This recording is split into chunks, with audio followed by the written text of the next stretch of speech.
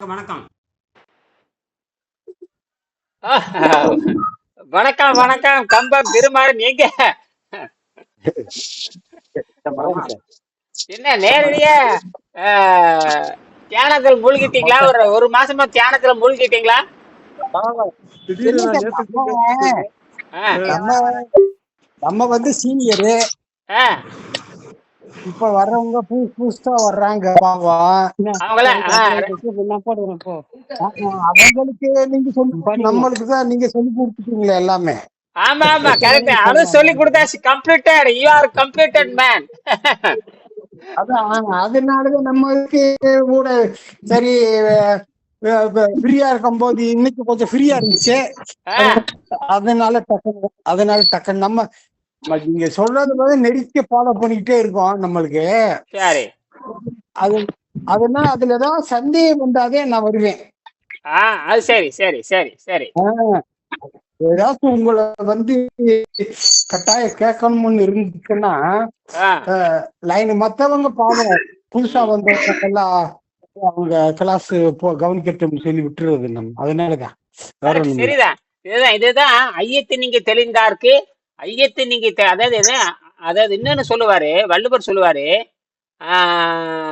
அதாவது ஐயம் நீங்கி அகத்து உணர்வானை தெய்வத்தோடு ஒப்பக்குழல்னு சொல்லுவாரு. அதாவது ஐயப்படாது அகத்து உணர்வானை தெய்வத்தோடு ஒப்பக்குழல். அப்ப நான் சொல்றதெல்லாம் உண்மைன்னு நீங்க புரிஞ்சுட்டீங்கன்னா அது தெய்வம்னு அர்த்தம். என்னது?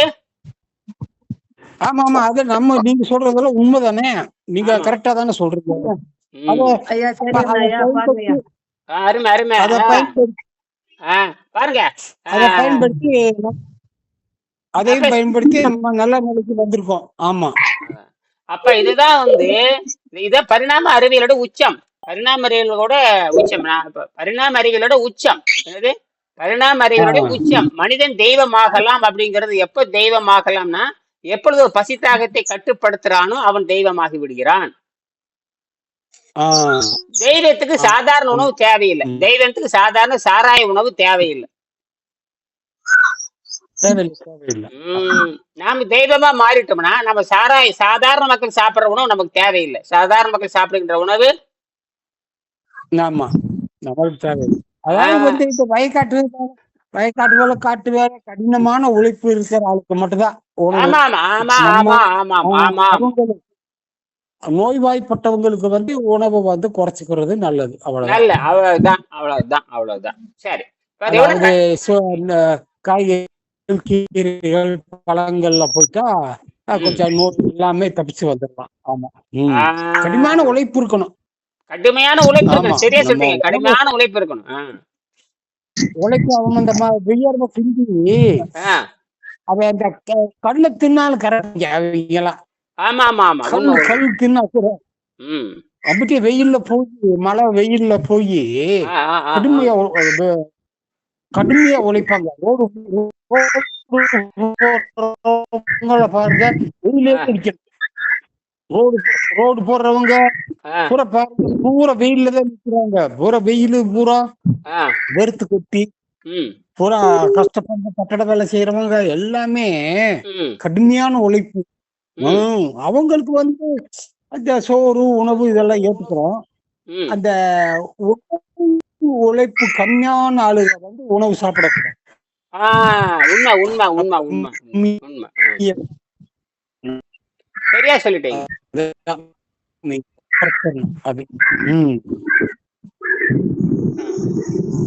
எப்படி இருக்கு கலைநிலா? எப்படி இருக்கு கலைநிலா? பரவாயில்லங்க ஐயா. இருங்க ஐயா, பாருங்க முகத்தை பாருங்க. நான் உங்களை குளிக்க சொன்னேன். குளிச்சிட்டீங்களா? சரி சரி. குளிச்சுட்டேன் ஐயா. தலைக்கு நேரா தண்ணி மட்டும் விட்டுட்டேன். அவ்வளவுதான். ரைட். கடுமையா. ஆமா. இப்ப அது குறைஞ்சிருக்கா? நீங்க வந்து அந்த நீர் பயிற்சி பண்ணணும். தாகம் எல்லாம் குறைஞ்சிரும். நீங்க அடிக்கடி முடிஞ்ச அளவுக்கு அந்த எலுமிச்சை சாறு அந்த தண்ணி எலுமிச்சாறு தண்ணியிலே இருந்து பாருங்க. அது அப்படியே நீட்டிக்க பாருங்க. ஏன்னா இனி வந்து இனி வேகமா நல்லா இனி வந்து விஷம சாந்தி நடக்கும் பாருங்க. அவருக்கு விஷம சாந்தி வந்தது பாருங்க.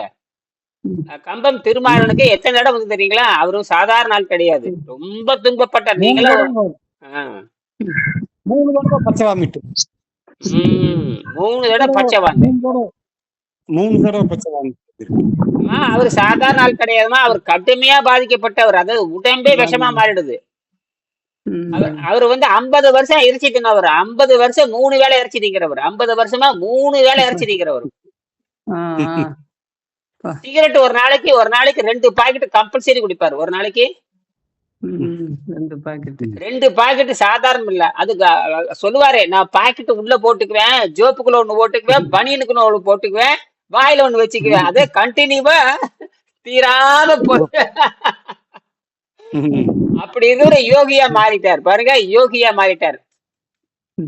அவர் என்ன சொல்றாரு பாருங்க, உங்களுக்குள்ள தொந்தரவு பண்ணக்கூடாதுங்கிறது நான் வராமட்டு நிக்குது, எனக்கு எல்லாமே சொல்லி கொடுத்துட்டீங்கல்ல, நீ சமாதி அடையிறதா பாக்கிங்கிறாரு. சமாதிக்கு போறதான் பாக்கியே தவிர எனக்கு என்ன இருக்குதுங்கிறாரு. அதான் சொல்லிட்டாரு, நான் சமாதி. அதான் அப்ப வந்து இந்த சந்தேகம் நீங்க பற்றி விட்டாத வள்ளுவர் சொல்லுவாரு. அதாவது ஐயப்படாது அகத்து உணர்வாளை, சந்தேகம் இல்லாம உண்மை உணரணும். இப்ப நான் சொல்லி ஆப்பிள் சொல்லுங்க. ஐயாவுக்கு தலைவலி இருக்குங்காரு ஐயா, இப்ப எப்படி இருக்கு? அதெல்லாம் போயிடுச்சு. ஐயா குரல் ஐயப்படாது அகத்து உணர்வானை தெய்வத்தோடு ஒப்பக்கொள்ளலாம். ஐயப்படாது அகத்து உணர்வானை, சந்தேகம் இல்லாமல் உண்மை உணர்கின்றவனுக்கு, உண்மை அவன் உணர்ந்து விட்டானோ அவன் தெய்வம். ஐயம் நீங்க வேண்டும், சந்தேகம் நீங்க வேண்டும். எதுல ஐயம்னா உள்ள இருக்கா, அது ஆழமான அந்த மனதில் இருக்கிற அந்த ஐயம் நீங்கி விட்டால் அவன் தெய்வத்தோடு சமமாவான் என்றார். அப்படி என்ன அர்த்தம்? நான் சொல்றதெல்லாம் உண்மையா இருக்கணும், நான் சொல்றதெல்லாம் அந்த மாதிரி உடம்பு மாறுது. என்னது, இப்ப என் பொண்ணு லண்டன்ல இருந்து வந்திருக்கிறாங்க, அவங்க பேட்டி கொடுத்தாங்க, பாத்தீங்களா? லண்டன்ல இருந்து வந்திருக்காங்க, பேட்டி கொடுத்துறாங்க பாருங்க, என்ன கலக்கலிக்க இருக்காங்க பாருங்க. இதுதான் உண்மை. நீங்க எல்லாரும் கையில விளக்கு வச்சிருக்கீங்க, அந்த விளக்கு தான் உண்மைட்டாங்க. இனி வந்து உலகம் பூரா மாற போகுது. இத வந்து அவங்க செஞ்சு பாத்துட்டாங்க. அவங்க காலேஜ்லயே 100 நாள் செஞ்சு பாத்துட்டாங்க. காலேஜ் ப்ரொஃபசர் காமிச்சு அடுத்த ஸ்டெப்புக்கு நாங்க போக போறோம். இதை வந்து இங்கிலாந்துல பேட்டன்ட் வாங்க போறோம். இது உலகத்தையே மாத்த போகுது. இது வந்து ஒரு கருதுகோள். This is request to all science institution. நாங்க ரெக்வெஸ்ட் பண்றோம், இந்த மாதிரி இருக்குதுன்னு சொல்றோம். நாங்க கண்டுபிடிக்கலன்னு சொல்றோம். நாங்க கண்டுபிடிக்கல, நாங்க ஒருங்கிணைக்கும் பொழுது இந்த மாதிரி வருது. எங்களுக்கு சில சந்தேகம் இருக்குது. இது வந்து இயற்கையான நலிந்த விசையாக இருக்கலாம். நலிந்த விசை இருக்கிறதுனாலதான் இது வந்து 6 நாள் சாக வேண்டியது 1000 நாட்கள் வருகிறது, அல்லது 100 நாட்கள் வருது அப்படின்னு நாங்க சொல்ல போறோம் எதிர்காலத்தில். அடுத்தது ஸ்டேட்மெண்ட் அப்படிதான். அவங்க நேர்ல வந்து பேட்டி கொடுத்துருக்காங்க. பேட்டி நான் 6 செஞ்சு வச்சுட்டாங்க. இங்கிலாந்து பிறகு எடுத்துட்டு போறாங்க. 6 செஞ்சு வச்சிரு. 1க்கே இங்கிலாந்து டான்ஸ் ஆடும். நீ 6 காட்ட போறாங்க. நான் எல்லா டிபார்ட்மெண்ட் வச்சு போட்டு டேபிள் மேல வச்சு போட்டு வர சொல்லிட்டேன்.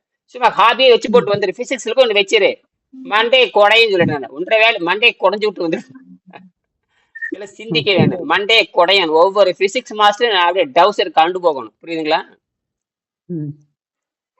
அதுதான் நம்ம இது வந்து நான் செய்யல, அது இயற்கை செய்கிறது. எல்லாரும் விஞ்ஞானிகள் சொன்னதுதான்.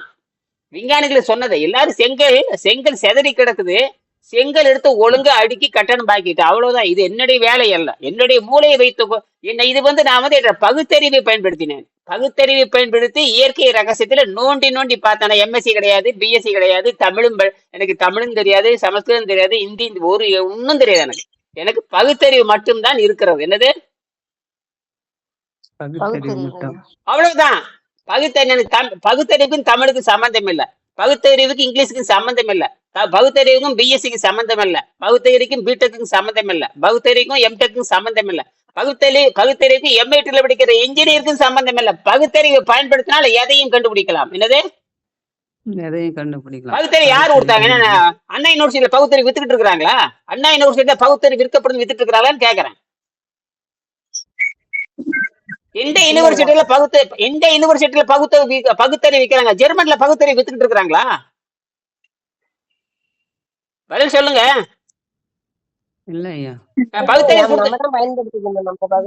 இப்ப நான் இதை கண்டுபிடிச்சிருக்கேன். எந்த இன்ஜினியர் இதை நான் கண்டுபிடிச்சிருக்கேன், இது வந்து ரெக்வெஸ்ட் பண்றேன், இது என்னுடைய கண்டுபிடிப்பு, இந்த மாதிரி இருக்கலாங்கிற முடிஞ்ச விஞ்ஞானிகள் பதில் சொல்லட்டும். எல்லாம் படிச்சிருக்கேன், எல்லா 10th படிச்சிருக்கிறீங்க, சில டிகிரி டபுள் டிகிரி வாங்கியிருக்கேன், அப்புறம் வந்து டிப்ளமோ இன் எலக்ட்ரானிக் படிச்சிருக்கிறீங்க, டிப்ளமோ வந்து இன்ஜினியரிங் படிச்சிருக்கீங்க, டிப்ளமோ இன் சிவில் படிச்சிருக்கீங்க, எல்லாரும் படிச்சிருக்கீங்க இல்லையா? உங்களுக்கும் உங்களுடைய பகுத்தறிவை வைத்துக்கொண்டு நீங்க சொல்லுங்க. நீங்க படிச்ச பாடத்துல ஓரமா வைங்க. நான் அதனாலதான் உங்களை 15 பேர்த்த செய்ய சொல்லியிருக்கேன். எல்லாரும் செஞ்சு பார்த்தேன், எல்லாரும் கரெக்ட் ரிசல்ட் தான். எல்லாத்துக்கும் 100 நாள் எரிஞ்சே தீரும். வெவ்வேறு லைட், வெள்ளை லைட் வச்சு பாருங்க, அப்புறம் அது டிம் ஆச்சுன்னா பச்சை லைட் வச்சு பாருங்க, அது டிம் ஆச்சுன்னா ஒரே ஒரு பச்சை லைட் வச்சு பாருங்க, அப்படியே எரிஞ்சுக்கிட்டே இருக்கும்.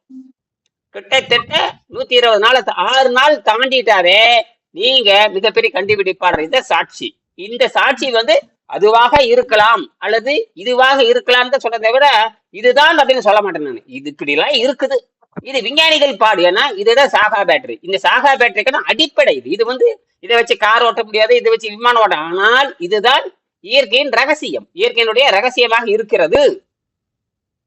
அதனாலதான் சாக மாட்டேங்குது. நான் எடுத்துக்கொண்டது ஆராய்ச்சி, ஒளி தான் ஆராய்ச்சி பண்ணேன். சர் சிவராமன் வந்து ஒளி ஆராய்ச்சி பண்ணாரு, நான் என்ன பண்றேன், அணுவை ஆராய்ச்சி பண்ணிருக்கிறேன். என்னது, நான் என்னுடைய செலவு 10 ரூபா, உங்களுக்கு தான் 50 ரூபா செலவு. என்ற செலவு தெரியுமா, வெறும் 10 ரூபாய் தான். நீங்க உங்களுக்கு தான் 50 ரூபா செலவு, அது மிச்சம்.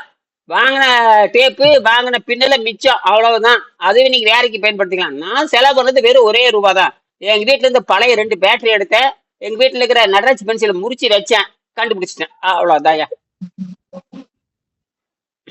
இதை கண்டுபிடிக்கிறதுக்கு இது கரெக்ட்னு பாக்குறதுக்கு முதல்ல என் பொண்ணு கிட்ட தான் கொடுத்தேன். எங்க பொண்ணு பேசிக் எலக்ட்ரானிக்ஸ் படிச்சவங்க. பேசிக்னா பிஎஸ்சியில வந்து பிஎஸ்சி பிசிக்ஸ் படிக்கிறப்ப ஒரு பேப்பர் வரும், ஒரு சப்ளிமெண்டரி பேப்பர் வரும். அதுல வந்து எலக்ட்ரான், நியூட்ரான், புரோட்டான், எல்லா செமிகண்டக்டர், டயோடு, எலக்ட்ரானிக்ஸ் காம்பனன்ட்ஸ் படிச்சே தீரணும். அப்ப எல்லாரும் இயற்பியல எல்லாம் அதோட என் பொண்ணுக்கு பேரு பிறக்கும் பொழுது இயல்னு பேரு வச்சேன். என்ன பேர் வச்சேன், என் பொண்ணு பேரு பிசிக்ஸ், என் பொண்ணு பேரு பிசிக்ஸ்னு பேர் வச்சேன். என்னது, நான் வந்து உங்களிருந்து மாறுபட்டவன், உங்களிருந்து முற்றிலும் மாறுபட்டவன், உங்களிருந்து என் பெரிய பொண்ணு பேர் அறிவு, என் பெரிய பொண்ணு பேர் அறிவு, சின்ன பொண்ணு பேர் இயல். அறிவு இயலை கூட்டி பாருங்க, என்ன பேர் வருது, அறிவியல். கூட்டுங்க, பெரிய பொண்ணு பேர் அறிவு, சின்ன பொண்ணு பேர் இயல். 2 அறிவியல். எப்படி பேர் வச்சு இந்த மாதிரி யாராவது சிந்திச்சிருப்பேன், எந்த அப்பனாவது சிந்திச்சிருப்பான்னு கேக்குறேன். நான் சிந்திச்சு வச்சேன். இது எப்படி இப்ப எனக்கு நான் என்னுடைய பகுத்தறிவை பயன்படுத்தி பேர் வச்சேன், இன்னைக்கு அறிவியல். அது மட்டும் இல்ல, இங்கிலாந்து பரப்ப சொன்னேன், நீ பிச்சை எடுத்து போலாமே தவிர ஒரு நாள் நீ வேலைக்கு போடாது. நான் ஒரு நாள் நீ வேலைக்கு போக கூடாது, நீ பிச்சை எடுத்து பிழைக்கிறது பெஸ்ட். ஒரு நாள் வேலைக்கு போய் என்கிட்ட அடிமையா இருந்துடாத. என்னது, நீ என்ற அறிவியல் விஞ்ஞானியா மாறி நீ அறிவியல்ல 1 ரூபா சம்பாரி, அது போதும். அதே நேரத்துல நீ எம்டெக் படிச்சுட்டு போய் பிடெக் படிச்சுட்டு போய் கம்ப்யூட்டர் சயின்ஸ் போட்டு பிச்சைக்காரனாட்ட $500 உட்கார்ந்துட்டு இருக்காது, அது மானங்கட்ட பொழப்புன்னு சொன்னேன். என்னது, மானங்கட்ட பொழப்பு. நாயும் பிழைக்கும் இந்த பிழைப்பு, இப்படியே பேட்டி கொடுத்துருக்கேன். இப்பதான் பேட்டி கொடுத்து முடிச்சாங்க. நாயும் பிழைக்கும் இந்த பிழைப்பு நத்தி பிழைப்பது ஒரு பிழைப்பு. நான் சொன்னேன், எம்டெக் படிச்சிருந்தாலும் ஒரு பணக்காரன் போய் பிச்சைக்காரனா உட்காந்துருக்கணும், நீ விஞ்ஞானி ஆயிட்டீனா உலகமே உனக்கு கீழே வரும் அப்படின்னு சொன்னேன். அதனாலதான் உங்களுக்கு எல்லாம் இந்த அறிவியலை கொடுத்து சோதனை பண்ண நீங்க கரெக்ட் ஆயிடுச்சீங்க. அப்ப நான் சொன்னேன், என் பொண்ணுகிட்ட என்ன சொன்னோன்னா அதைத்தான் உங்ககிட்டயும் சொல்லியிருக்கிறீங்க, அதை நீங்களும் பார்த்துட்டு இருக்கிறீங்க. அவங்க செஞ்சு பார்த்துட்டு அவங்க கல்லூரில முதல் முறையாக ஒரு பேசிக்கா ஒரு ஆசிரியர்கிட்ட காமிச்சிருக்காங்க. அந்த ஆசிரியர் வந்து இது வித்தியாசமா தான் இருக்கு. நானும் எலக்ட்ரானிக்ஸ் பேசிக்ல படிச்சிருக்கேன், ஆனால் முழுமையாக எனக்கு எதுவும் தெரியாது. நான் இது உண்மைதான், இது ஆச்சரியமா இருக்குது, எதற்கும் அடுத்த கட்டமா நீங்க எலக்ட்ரானிக்ஸ் துறைக்கு போங்கன்னு சொல்லி சிம்பிளா ஒரு வரியில் முடிச்சிட்டாரு. அதோட முடிஞ்சு போச்சு. அதான் அவருடைய வேலை. எப்பவுமே அவ்வளவுதான், எனக்கு இதுதான் இவ்வளவுதான் தெரியும்னு சொல்லி முடிச்சுக்கணும். அதே மாதிரிதான் எனக்கு இது. இப்ப நான் என்ன சொல்றேன்னா, இது நான் கண்டுபிடிக்கல, ஒருங்கிணைச்சிருக்கிறேன். இது இந்த மாதிரி இருக்கலாம். விஞ்ஞானிகள், நீங்க தான் விஞ்ஞானி, பெரிய பெரிய 7 டிகிரி 8 டிகிரி வச்சிருக்கிறீங்க, பெரிய குவாண்டம் சயின்ஸ் படிக்கிறீங்க, என்னமா வானத்தை புலந்தீங்கிறீங்க, அங்க போனீங்க கிழிச்சிங்கிறீங்க, கிழிச்சிங்கன்னு சொல்றீங்க. இன்ன வரைக்கும் மலிவான மின்சாரத்தை எவனும் கொடுக்கவில்லை. என்னது, இன்ன வரைக்கும் மலிவான இன்ன வரைக்கும் அமெரிக்காரனும் சரியே அல்லது ஜெர்மனிக்காரனும் சரியே இல்ல 100 நோபல் பரிசு வாங்கின அமெரிக்காரனும் மலிவான மின்சாரத்தை தரல, 100 நோபல் பரிசு வாங்க ஜெர்மனிக்காரனும் மக்களுக்கு மலிவான மின்சாரத்தை தரல. அவனுக்கு எல்லாம் அறிவே இல்லைன்னு அர்த்தம். என்னது,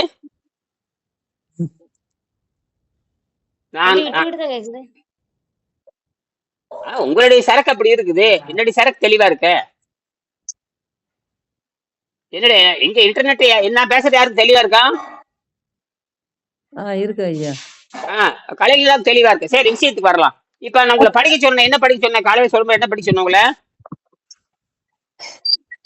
12ஆம் பேஜ்னு சொன்னீங்க ஐயா. ஆ காலையில நான் வரல ஐயா. காலையில் வரல. காலையில் வந்தவங்க யாரு? இதுல யாரு பெரிய வந்தீங்க? பரமேஸ்வரி வந்தீங்களா பரமேஸ்வரி காலையில? வந்தேன் ஐயா. ஆ ஆமாய்யா. காலையில 6:30க்கு வந்தேங்க 6 மணிக்கு. என்ன என்ன இந்த பக்கத்தை படிச்சுட்டு வர சொன்ன? எந்த பக்கத்தை படிச்சு வர சொன்ன? அது என்ன சொன்ன? 13ஆம் படத்தை படிங்க, அல்லது அது 13ஆம் படம் ஆங்கிலத்தில் இருக்கு அப்படி படிங்க, அல்லது 3ஆம் படத்தை படிங்கன்னு சொன்ன. அப்ப வேற ஏதாவது சொன்னானா? ஞாபகம் இல்ல ஐயா. சரி, பரவாயில்ல. என்ன மறந்துட்டீங்களா அதுக்குள்ள? ம் ம் அப்ப நினைப்பே இல்லையே நடத்தா. அப்ப 13ஆம் பாடம் 12ஆம் பாடத்தை இந்த பன்னீர்செல்வம் ஒரு கேள்வி கேட்டார்ல காலையில, குருவியை பத்தி விலங்கை பத்தி கேட்டார்ல. அதுதான் 1ஆம் பாடத்துல 1ஆம் பாடம், அதாவது குருவி ஏன் அப்படின்னு கேட்கிறாரு இல்லையா? இந்த அதாவது பகுத்தறிவு பயன்படுத்தினால் இயற்கை ஆராய்ச்சி பண்ணலாம். அதனாலதான் அந்த குருவிங்கிறது, குருவி, பறவை, விலங்கெல்லாம் வந்து 5ஆம் அறிவு அடிப்படையாக கொண்டது. 5ஆம் அறிவு அடிப்படையாக கொண்டது. அதுக்கு பகுத்தறிவு கிடையாது, அதுக்கு மனம் கிடையாது. அது பகுத்தறிவு கிடையாது, மனம் கிடையாது. அதுல இருந்து நம்ம பகுத்தறிவை பயன்படுத்தி தான் நம்ம மேல வர்றோம். இந்த பகுத்தறிவு கொடுத்தது யாருன்னு கேட்டீங்கன்னா இயற்கை தான். அதுக்கு வந்து அப்ப அந்த இயற்கையை புரிஞ்சுக்கிட்டதை தமிழ்ல எழுதுனாங்க. புரியுதா? இயற்கையை புரிந்து நம்மளுடைய தமிழருடைய மெய்யியல், தமிழ் மெய்யியல், அது குறிப்பா கிழக்கு மெய்யியல், தமிழ் மெய்யியல் இயற்கையை அடிப்படையை ஆராய்ச்சி பண்ணித்தான் எழுதுது. அந்த 1ஆம் அறிவு, அப்புறம் 7ஆம் அறிவு. நமக்கு இடைஞ்சலா இருப்பது அந்த வயிற்றுல சுரக்கிற பசிங்கிற போலி அறிவியல். என்னது பசிங்கிறது? போலின்னு உணர்ற. நீங்க இட்லி போட்டாலும் பசிக்கும், அப்புறம் வந்து தோசையை போட்டாலும் பசிக்கும். நீரை போட்டால் தான் அமைதியா இருக்குங்கிறது நேச்சுரல் ஆர்டர். புரியுதா? அதை விட்டு போட்டு காபி போடுறது, அதை விட்டு புரோட்டா அதை போட்டீங்கன்னா பசி வந்துட்டே இருக்கு. நீங்க பிச்சைக்காரன் ஆனா பரவாயில்ல, நோயாளி ஆயிருவீங்க. என்னது? அப்படித்தான் எல்லாரும் கொண்டிருக்கிறீங்க. அப்படித்தான் அப்புறம் தின்னீங்களா ஏன் நோய் வருது? அந்த கேள்வி பதிலே கிடையாது. இந்த கேள்விக்கு சரி. அப்ப அந்த 12ஆம் பாடத்தை படிக்கலாமா? 11ஆம் பாடத்தை பெரிய நூல் படிங்க. 11ஆம் பாடத்தை எடுங்க. 11ஆம் பாடம் புக் இல்லையா? நான் படிச்சிடுறேன். 11ஆம் பாடத்தை படிங்க. பக்கத்துல கலைநலா இருக்கீங்க. கலைநலா நீங்க நல்லா படிக்கிறீங்க, படிங்க. என்னதையா 11ஆம் பாடம் ஐயா? அது ஃபுல்லா யூஸா இருக்கு ஐயா. கொஞ்சம் எனக்கு தரமாட்டமா இருக்குமே. படிங்க. நாம என்ன குருட்டடியா படிங்க. எனக்கு மட்டும் நானே இங்கிலீஷ்ல ப்ரொஃபஸர். நானு 8ஆம் கிளாஸ் ஃபெயில். புரியுதுங்களா? சரி, நானே படிக்க விடுங்க. எனக்கு இங்கிலீஷ் தெரியாது, நான் படிக்கிறேன், இருங்க.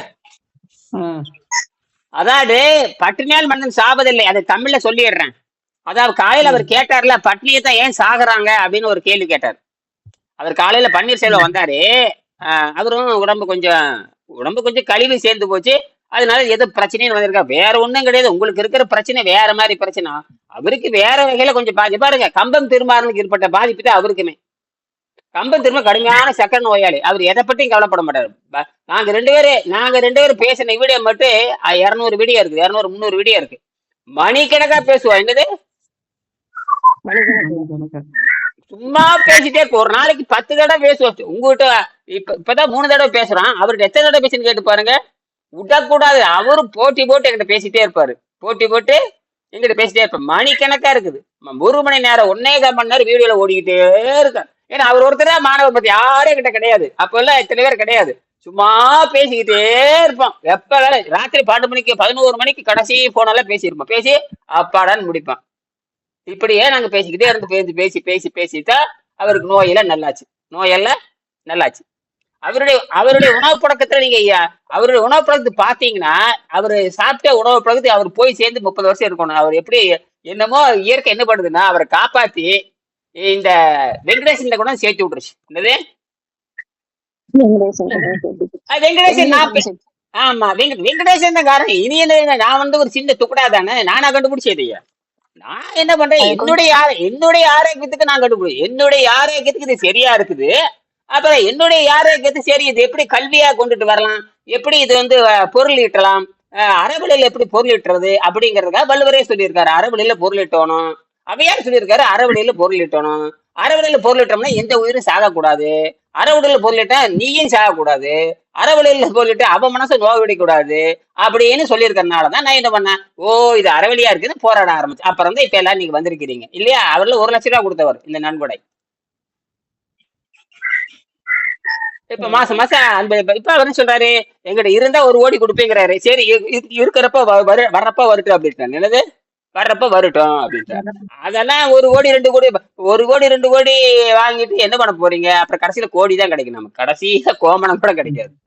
இதெல்லாம் சும்மா சொல்லிக்கிறது. 100 கோடி இருக்குது, 200 கோடி. ஒரு டாக்டரேட் ஒரு டாக்டர் வந்து 1 கோடி போட்டு செலவு பண்ணி 2 கோடி போட்டு செலவு பண்ணி எம்பிபிஎஸ் டாக்டர் ஆகி வர்றான். வந்துட்டு சும்மா சொல்லி கொடுப்பானா? போடு வகையில் அவனுக்கு வர்றவனுக்குல 1 லட்சத்தை போடுறான்பா.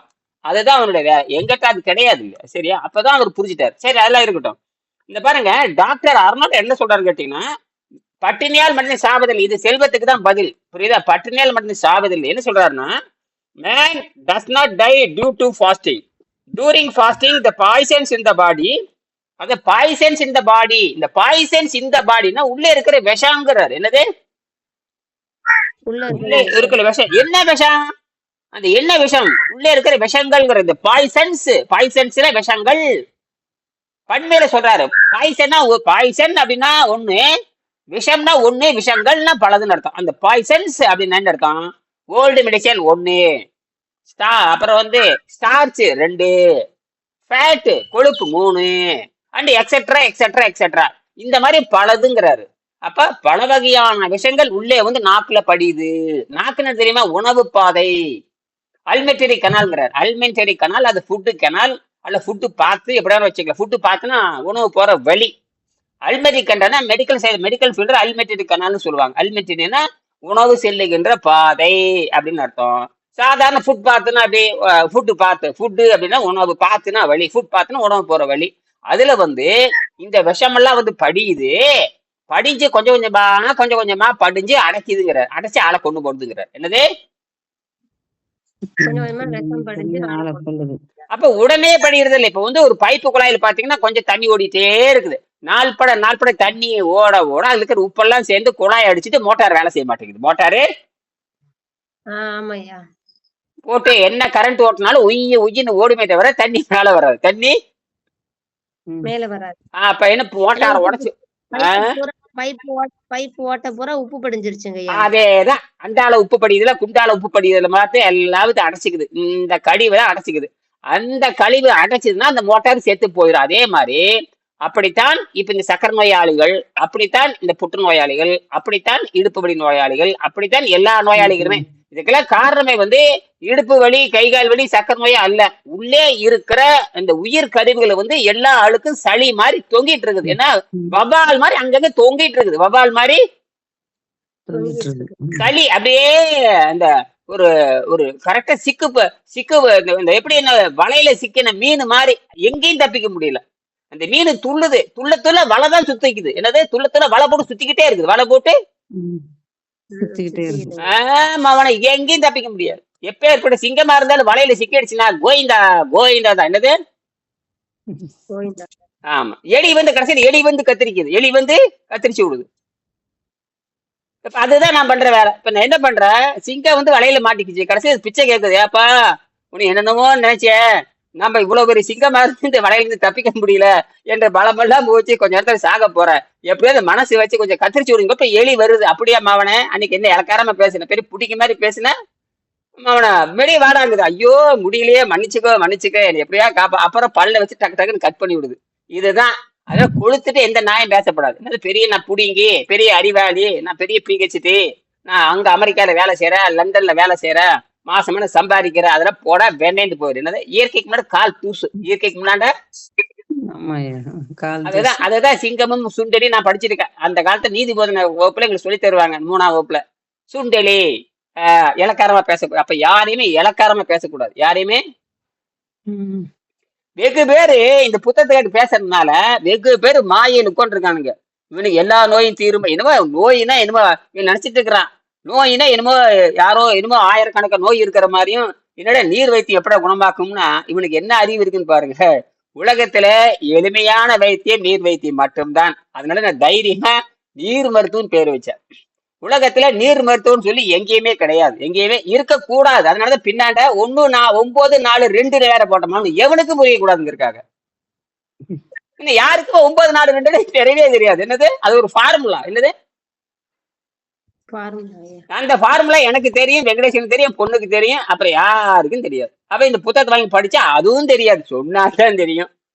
இந்த ஃபார்முலா எங்க இருக்குது? 942 இருக்குது. என்னது? அது போக இன்னும் இந்த காலையில் வகுப்பு நடப்பு சொன்னேன். காலையில் வகுப்பு நடப்பு என்ன சொன்ன தெரியுமா? 4 யமன்கள் இருக்கிறார்கள் சொன்னே இல்லையா?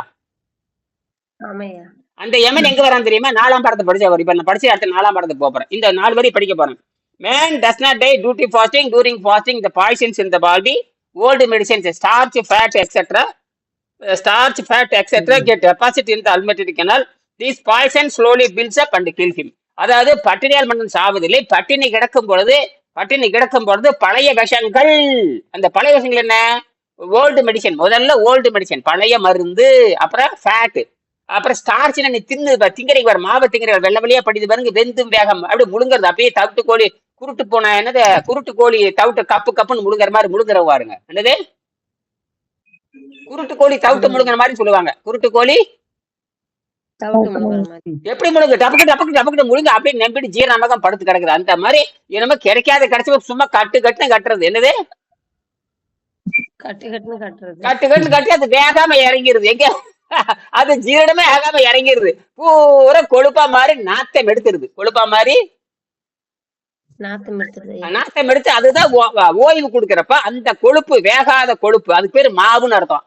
அந்த டிகேன்பாங்க. டிகே செதஞ்சி வர்ற மாவு, கொடூரமானது. அந்த நாக்குல வந்து வெள்ள வெளியா படி, அதோட அந்த பழைய கொழுப்பு வந்து படி. அப்ப ஓல்டு மெடிசன், ஸ்டார்ச், ஃபேட் இதெல்லாம் வந்து நாக்குல படி. அது போக எக்ஸெட்ரா. அதாவது எக்ஸெட்ரா தெரியுமா? இன்னும் பழையன்னு அர்த்தம். என்னென்ன திண்ணையோ அம்மா வாத்த பால் அதுல வரணும். என்னது? சொல்லுவாங்க, அடிக்கிற அடியில அம்மா வாத்த பால் வெளியும்பாங்க. அதுதான் உண்மை. என்னது? அடிக்கிற அடியில அம்மா பார்த்த பால் வெளியே வரணும்பாங்க. எங்க கிராமத்துல சொல்லுவாங்க, அடிக்கிற அடியில அவங்க அம்மா குடிச்ச பாலை கக்கணும்டாமா. அதுதான் அது. அந்த பாலையும் வெளியெடுத்தாகணும். அது ஒரு வகையான விஷம் தான். என்ன அம்மாட்ட அசைவம் தானே சாப்பிட்டீங்க? என்ன சாப்பிட்டீங்க? அப்ப பிறக்கிறப்ப எல்லாரும் அசைவம் சாப்பிட்டு தான் வளர்ந்துருக்கணும். அதுதான் உண்மை. அதுக்கப்புறம் தான் அறிவு வளர்கிறது. அறிவு வளர்கின்ற பொழுதுதான் நாம் நீர் மருத்துவத்துக்கு வர வேண்டும் என்று வள்ளுவர் சொல்லுகிறார். என்னது? அறிவு வளரும் போது நீர் மருத்துவத்துக்கு வரணும் அப்படின்னு வள்ளுவர் சொல்றாரு. குழந்தைக்கு போய் நீர் மருத்துவத்தை கொடுக்க முடியாது. குழந்தை தாய்ப்பால் குடிக்கிற பொழுது 5ஆம் அறிவு. என்னது? 5ஆம் அறிவு இருக்கிற மாட்டுக்கு போய் தண்ணி குடிக்கலாம்னா அது புல்லு தின்னுட்டு தான் இருக்கும். அது 5ஆம் அறிவு இருக்கிறது புல்லு திங்கணும். அது பச்சை புல்லு தான் திங்கணும். நாம நினைக்கிற மாதிரி எந்த புல்லு காட்டுல இருக்கிற எந்த மாடு வைக்கோல் திங்கிறது இல்லை. நாம தான் வீட்டுல கட்டி வச்சு சாவடிச்சு அது கொண்டு கொலை எடுத்து அதுக்கு அது திங்க முடியாததை வந்து வைக்க போல போட்டு நாசம் பண்ணி புடிச்ச தண்ணி ஊத்தி நாசம் பண்ணி சாவடிக்கிறாங்க. கேட்டா பெரிய மாதா என் குலமாதான்னு சொல்லி ஏமாத்திட்டு இருக்கிற. உண்மையாலுமே காட்டுல இருக்கிற மாடு பச்சை புல்ல சாப்பிட்டு ஓடி ஆடி ஆத்துல இருக்கிற தண்ணி குடிச்சு வளர்றதா உண்மையான மாடு. நீங்க வச்சிருக்கலாம் பன்னிக்குட்டி வச்சு வளர்த்துக்கிட்டு இருக்கிறீங்க. என்னது? மாடுங்கிற பேர்ல பண்ணி வச்சு வளர்த்துட்டு இருக்கிறீங்க. என்னது? சித்திரவதை பண்றீங்க. மாடு வந்து வக்கிப்புல் கேட்டுச்சா? நீங்க கொண்டாந்து நீங்க உங்க வயிற்று நெப்பறதுக்காகவும் உங்க மூட்டு வலி வர்றதுக்கும் முழங்காலி வர்றதுக்கும் சாப்பிடறதுக்காக பாலை குடிச்சிட்டு இருக்கிறீங்க. சாப்பிடறதுக்காகவே மெல்ல மெல்ல குடிச்சிட்டு இருக்கிறீங்க. அப்படித்தான் எவனாச்சு, அதாவது இந்த மாற்றினுடைய சாபம், எந்த மாட்டுப்பாலை எவன் குடிக்கிறானோ அவனுக்கெல்லாம் பேரலைசிஸ் அட்டாக் ஆகும். என்னது? பேரலைசிஸ், ருமேட்டிக்ஸ். பாருங்க, இந்த கோயில் பூசாரி போற எவன் நேரம் நடக்குன்னு பாருங்க. ஒரு கோயில் பூசாரியாவது, அது சிவன் கோயில் பூசாரி ஆகட்டும் அல்லது வைணவ கோயில் பூஜை ஏப்பானாச்சு ஆரோக்கியம் இருக்கான்னு பாருங்க. எல்லாத்துக்கும் சக்கர நோய், எல்லாத்துக்கும் கால் அழுகி கிடக்குது. அது இந்தியாவில் இருக்கிற வைணவ கோயில் பூசாரியா இருந்தாலும் சரியே, இந்தியாவில் இருக்கிற சைவ கோயில் பூசாரி எல்லாரும் வயிற்ற பாருங்க வண்ணாந்தாளி மாதிரி இருக்கு. எப்படி இருக்கும்? அத்தனை பீ தான் இருக்கு. எத்தனை இருக்கும்? இவன் தான் கோயில் மட்டும் ஆட்டான். இவர் தான் சுக்லாம்பரதம் சசிவர்ணம் சதுர்புஜனம் சரண விக்ன பவத் சாந்தியே ஓம் மக ஓம் தன ஓம் தத் வரோன்யம் ஃபர்கோ தேவசி தீமகி பிரசோதயத் ஓம் மாக பியோ திரசம் அமிர்தம் பூரு புசுரம் சொல்லி இந்த காயத்ரி மந்திரத்தை சொல்ற ஒரு மயிரும் வராது. என்னது? கடவுள் வருவார், ஒண்ணு கிடிக்க மாட்டார். யோகிகள் கூப்பிட்டா கடவுள் வருவாரே தவிர பாதிகள் கூப்பிட்டா கடவுள் வர மாட்டார். அதே இந்த பாதிகள். நீங்க அவனுக்கு போய் மயங்கிறீங்க. அவனுக்கு போய் மயங்கிற அவனுமோ அவன் காண்டு கொடுக்குறீங்க. கருவம் பிடிச்சவனுக்கு. என்னது? வயிற்றுல அத்தனை பீ வச்சிருக்கிறான். அவன் அடிக்கிறது பூரா அவன் ஒண்ணுக்கு எச்சதுப்பு உள்ளே எச்சு துப்புறான். உள்ளேயே உள்ளே எச்சு துப்புவான், உள்ளேயே ஒண்ணு கடிப்பான், உள்ளே எல்லாம் அருவருப்பு பண்ணுவான். அவனா அவனுக்கு தெரியும் கடவுள் கோயில் இல்லைன்னு அவனுக்கு தெரியும், கடவுள் கோயில் இல்லைன்னு அவனுக்கு தெரியும், கடவுள் விண்வெளியில் இருக்கிறாரு. அதனால இந்த எச்சையெல்லாம் அவருக்கு ஒன்னும் பொருட்படுத்தல. அவன் உள்ள ஒண்ணு கடிச்சிட்டு இருப்பான். என்ன பான்பராக் போடுவான், வெத்தலாக் போடுவான். வெத்தலாக் போடாத பூசாரி அணைச்சிருக்கான் பாரு, வாயில் போட்டு புதக்கு எங்க துப்பிடுவாங்க? அங்கதானே துப்புவீங்க. எங்க துப்புறீங்க? அங்கதானே துப்புவீங்க. அல்லது கோயிலுக்கு போனாங்கன்னா ஐயருங்க பார்த்தா எல்லாருக்கும் எங்களுக்கு தான் ஞாபகம் வரும் ஐயா, நீங்க சொன்னதுதான். அழுக்கு பிடிச்ச எவனாச்சும் அழுக்கு பிடிச்ச பேர துண்டா பாருங்க, நாரிட்டு கிடக்கு. அழுக்கு துண்டுதான் நாத்த மடம் புளிச்ச நாத்த அடிக்கு. என்னது புளிச்ச நாத்தையா? நாங்க விட்டு பன்னீர் வாடையே வரும். உங்களை விட திங்கிறான் அவன் எப்ப பார்த்தாலும் மடப்பள்ளி வச்சு தின்னுட்டு இருக்கதான வேலை. பேருக்குதான் கடவுளுக்கு நெய்வேத்தியம். இவன் உள்ள இவனுக்கு நெய்வேத்தியத்துக்காக அது காட்டிட்டு இருக்கிறான். என்னது? ஆமா, கடவுள் வேற சொல்லி இவன் தின்னுட்டு இருக்கிறான். அது நெய்யா திங்கிறான். என்னது? அப்புறம் எப்படி நெய்யா திங்கிறது? அப்புறம் நெய்யா தின்னுங்கிறது அத்தனை நோய் வருது. நெய்யா திங்கறதுனாலதான் அத்தனை நோய் வருது. ஒருத்தனாவது கடவுள்கிட்ட தினம் கடவுள்கிட்ட பேசுறானே, அந்த கடவுள் நம்மளை காப்பாத்துறான்னு பாருங்க, காப்பாத்துறது இல்ல. என்னது? நீங்க ஏதோ வாரத்துக்கு ஒருக்கா கோயிலுக்கு போறீங்க, ரைட்டு, உங்களை கடவுள் காப்பாத்த மாட்டாரு. அவன் தினம் 7 தடவை பூசை பண்றான். அவனுக்கு வந்த நோய் வந்த கடவுள் காப்பாத்தணுமே இல்லையா? அவன் காப்பாத்திட்டு இருந்தாங்க. இதெல்லாம் நான் தானே கேள்வி கேட்க முடியும். என்னைக்காவது சிந்திச்சு பாத்திருக்கீங்கடா? நாம வாரத்துக்கு ஒருக்கா வெள்ளிக்கிழமை போல அது வீட்டுல வச்சுக்க, ரைட்டு, என்னைக்கோ ஒரு கோயிலுக்கு போற, நமக்கு நோய் வந்துச்சு, கடவுளை மறந்துட்டான். அவன் தினம் காலையில சாயங்காலம் 6 தடவை ஆட்டுன்னு ஆட்டுறானே, அவனுக்கு வந்த நோயை அந்த கடவுள் ஏன் தீர்க்கறது இல்லைன்னா அத்தனை ஏமாத்தி வேலையை நடத்தும். என்னது? உண்மையாலுமே கோயில் எது தெரியுமா கட்டினாங்க? பாடங்கள் சொல்லி தருவதற்கும், பல்கலைக்கழகங்களாக ஆராய்ச்சியாளர்களாக மக்களுக்கு வேலை வாய்ப்பு கொடுப்பதற்கும், அங்க அறிவை தெளிவாக்கிறதுக்கும் ஒரு மையம் வேணும் என்பதற்காக அந்த காலத்து அரசர்கள் 1 லட்சம் பேருக்கு வேலை கொடுப்பதற்காகத்தான் கோயில் கட்டப்பட்டது. அது ஒரு பல்கலைக்கழகம். அது கோயில்னா அங்க கும்பிடு போறதோ அங்க பூசாரி ஏமாத்துறதெல்லாம் கிடையாது. அது ஒரு கோயில் வச்சு எல்லாம் வருவாங்க இருக்காக. ஒரு தூய்மையான ஒரு கோயிலை வச்சு அதுக்கு ஒரு தூய்மையாக இருக்க வேண்டும் கற்பனை செய்து எல்லாரும் அங்க ஒழுக்கமா வரணுங்கிறதுக்காக ஒரு மைய புள்ளியா வச்சாங்க. அங்க என்னது?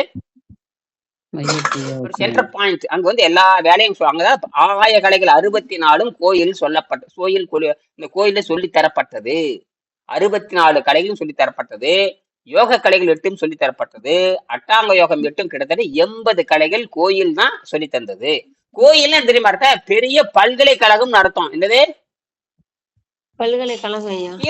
இவன் டிச்சுக்குழி மேல மாரியத்தா கோயில் வச்சு பணம் சம்பாரிச்சிட்டு இருக்கிறான். டிச்சுக்குழிக்கும் என்னடான்ற கொள்கையும் சாக்கடை ஓரத்துல முண்ட மாரியம்மன் பேர் வச்சுட்டு கொள்ளையடிச்சிட்டு இருக்காங்க. என்னது? முண்ட மாரியம்மன், அகண்ட மாரியம்மன், முண்டக்கண்ணி மாரியம்மன், தண்டக்கண்ணி மாதிரி கொள்ளையடிச்சிட்டு இருக்கிறீங்க. இப்படித்தான் கேவலமா. அதுக்கு பேர் தான் குருகுல கல்வியாங்க ஐயா.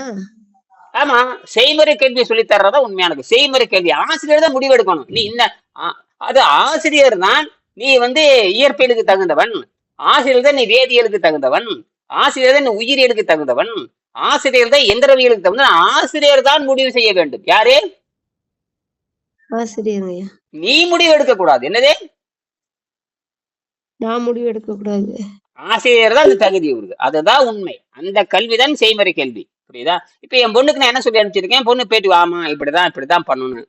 இப்படித்தான் நீ எங்க தெரியுமா இருக்கணும்? அறிவாளிகளுக்கு நீ விளக்க வேணும்னு சொல்லியிருக்கேன். அதான் இப்ப நான் என்ன பண்ணிருக்கேன் தெரியுமா? அங்க போய் எதுக்கு நான் சொல்றேன்னு கேட்டீங்கன்னா, அறிவாளிகள் சபையில் நீ நின்று நீ அந்த அறிவாளிகளுக்கு விளக்க வேண்டும். அவனை விட நீ அறிவாளி நின்று நீ விளக்க வேண்டும். அதான் தந்தை மகர் காற்றும் நன்றி அவையத்து முந்தி இருப்ப செய்ய. அதையும் நான் செய்யறேன். இப்போ தந்தை மகர் காற்றும் நன்றி. என் பொண்ணுக்கு என்ன நன்மை செய்யணும் தெரியுமா? இப்ப என் குழந்தை எனக்கு பிறந்திருக்கான்னா நான் என் குழந்தைக்கு நன்றி சொல்லணும். என்ன நன்றி தெரியுமா?